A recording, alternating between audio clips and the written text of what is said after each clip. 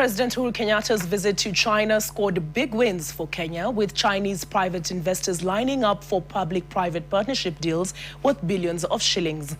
The major deals that the Chinese investors want to put their money into include an expressway from the Jomo Kenyatta International Airport to Westlands. President Uhuru Kenyatta is leaving Beijing, China, after a two-day conference with the Chinese president and other African leaders, and he has been able to leave this country heading into Kenya with a bag of goodies. And on the table will be 4.2 billion Kenya shillings in grants, and this, he says, will be deliberated once he reaches Nairobi, and those projects will be discussed once they are there. And I commend you once again, Your Excellency, for your announcement of an additional $60 billion to drive the implementation of this new plan of action. Other than the grants, President Uhuru Kenyatta has also been able to secure funding for the Western Bypass. This will connect the Jomo Kenyatta International Airport with Kangemi and the Westlands area. This, they say, will be one unique project that will be under the public-private partnership. The CS4 Infrastructure, James Macharia, just said that this will go to a private company from here in China, will construct that particular road, and once that investment gets back to him, he will be able to leave the project to the government of Kenya. So that is critically important, that the money is not coming from debt. It's coming from the private sector, because that road is commercially viable. I've been there 6 a.m. in the morning, and the jams are starting 6 a.m. in the morning.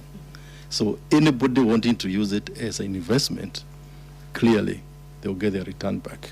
That cost, what will happen is, they'll invest, they'll do the tolling, they'll do a tolling, and then after some time, after the money has been recovered, the road will come back to us, as government. President Kenyatta is also seeking to construct a road from Modogashe all the way to Elwak in the northern part of the country. This 143-kilometer piece of road will also be part of the new signings that they have been able to secure here in China as well. Well, the most talked about project that probably many Kenyans thought President Uhuru Kenyatta would be discussing would be the standard gauge railway, which was on the table. Transport CS James Macharia says that the SGR Phase 2B was on the table, but there are some nitty-gritties that need to be taken into consideration. And they say that this could be a very expensive affair, but then again, in terms of the terrain, that is why they need that much money to be able to continue with that phase of the road. All documents are ready. However, when we engaged the Chinese government, it was agreed that they do support it, but we need to complete the feasibility study, not just for Naivasha to Kisumu, but also all the way from Mombasa to Kisumu, so that as one project, we can determine its commercial viability.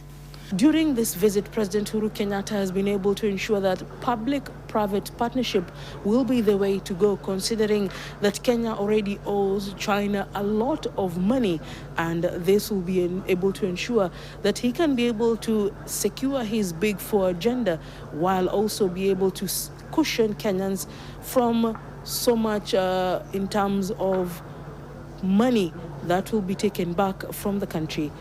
Leila Mohammed, NTV, Beijing, China.